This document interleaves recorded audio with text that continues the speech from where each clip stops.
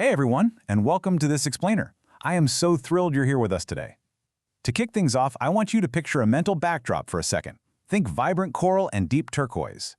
We're setting the stage with those warm, colorful vibes because today we're exploring how incredibly playful experiences actually translate into some of the most rigorous, lifelong cognitive skills a person can ever develop. Yep, today we are talking all about problem solving through play. So let me ask you something right off the bat. What actually happens when a kid's block tower completely topples over? I mean, from the outside looking in, it just looks like a wobbly failure, right? Maybe a bit of a mess. And honestly, probably a massive source of toddler frustration. But as you'll see today, that toppled tower, it's actually a rich, highly complex engineering experiment happening in real time. Okay, let's dive into this. I absolutely love this quote. Play is not a break from learning. It is one of the oldest and most effective learning technologies humans have ever used.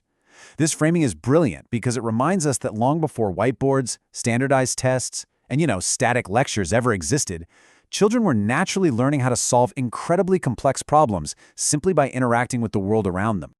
Here is our quick roadmap for today. First, we'll look at play as the original classroom. Second, exactly why play builds thinking skills.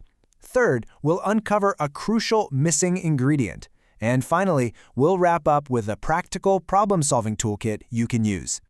All right, let's get into Section 1, Play, the original classroom. Think about passive learning for a second. We're talking traditional worksheets, static lectures, tests where you're basically just a receptacle for information. Now compare that to active discovery. Cognitive scientists have known for a long time that we learn best when we're active participants in our own discovery. Kids actively playing aren't just blowing off steam or having a good time.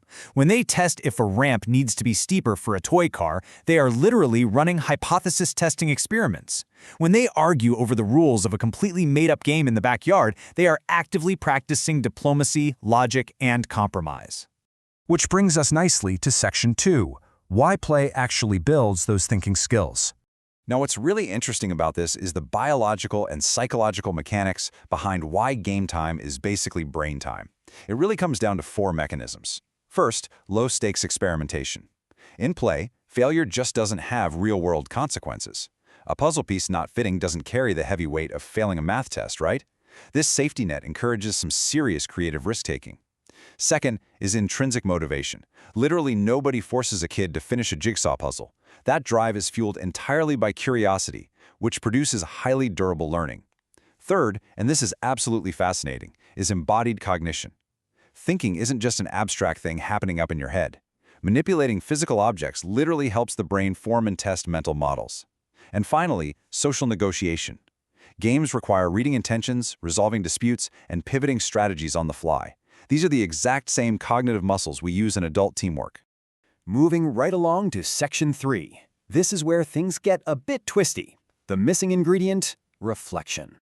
So, the crucial point here is that despite all of those amazing mechanisms we just discussed, play all by itself does not automatically produce better thinkers. Seriously, without a moment to pause and think about what just happened, much of that amazing learning just evaporates. If a child builds a wobbly tower, it falls, and they immediately sprint straight to the next toy, well, they've had fun, sure, but raw experience by itself is actually a pretty poor teacher. The learning just kind of evaporates into thin air. To stop that evaporation, we need metacognition. Sounds like a big academic word, but it's simply defined as the ability to think about one's own thinking. This vital cognitive act is the bridge between merely doing something and genuinely understanding it. It's the difference between saying, hey, I did a thing, and, oh, I know exactly why the thing I just did worked. When you step back and reflect, it's like sparking mental light bulbs in this golden yellow clarity. First, you get pattern extraction. The brain compares the current experience to past ones, figuring out how a random one-off success can become a repeatable skill. Second, emotional regulation.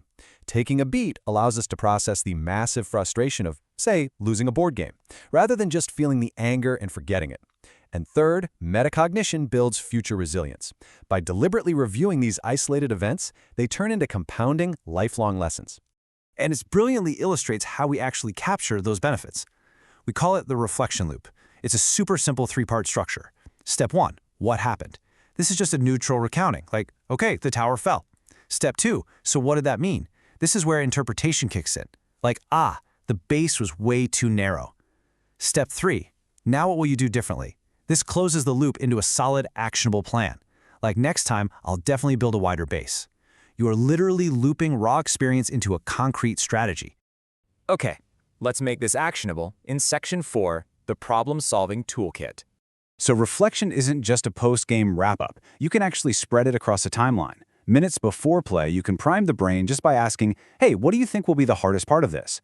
During play, you can throw in light-touch prompts like, is this working out how you expected? Right after play is your debrief, and then weeks later you can do a longer-term review to spot bigger patterns. But remember, and this is key across this entire timeline, your tone matters immensely. You want to act like a curious bystander asking open-ended questions. Do not act like an evaluator giving a high-pressure pop quiz. All right, our first specific toolkit exercise is something called the Mistake Museum.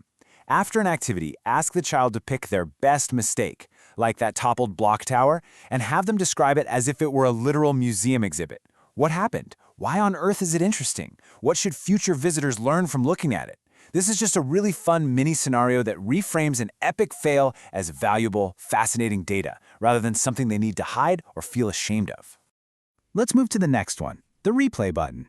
You just ask, hey, if you could press a magic replay button and try this exact challenge again, what's one thing you change? This is so powerful because it isolates a single variable. It forces the thinker to zero in on the exact mechanic that went wrong, making the takeaway deeply concrete and incredibly specific. We also have strategy swap and the 3 whys. For strategy swap, ask them to explain their winning strategy out loud to a complete beginner. Having to actually articulate a strategy out loud, it almost always reveals hidden gaps in their own reasoning. Then there's the 3 whys, which is actually adapted from engineering root cause analysis. When a solution works perfectly, ask why 3 times in a row. It pushes their thinking way beyond those easy, surface-level answers to uncover the actual root cause of their success. And what's truly amazing here is how universally this structured framework applies across literally all playful mediums. Building with blocks naturally leads to engineering reflection, thinking about structural stability. Board games, perfect for strategic reflection on decision-making. Outdoor play gives you great material for reflecting on physical collaboration and grit. And digital puzzles are just ideal for variable testing. You can turn absolutely any type of activity into a lasting cognitive tool. As you start putting this into practice, please keep this in mind. Treat reflection as a shared exploration. Consistency matters way more than length. You want to keep these reflections short, like 2 or 3 minutes of focused thought is infinitely better than a drawn-out, boring lecture. Actually, scratch that. It shouldn't feel like a lecture at all. It needs to be driven by genuine curiosity rather than judgment. You're just exploring the mechanics of their successes and failures together. So, I want to leave you with this final thought. The next time a game ends, or a tower falls, or a puzzle just completely refuses to be solved, will you just move on to the next thing? Or will you press pause just for a second and ask one really good question?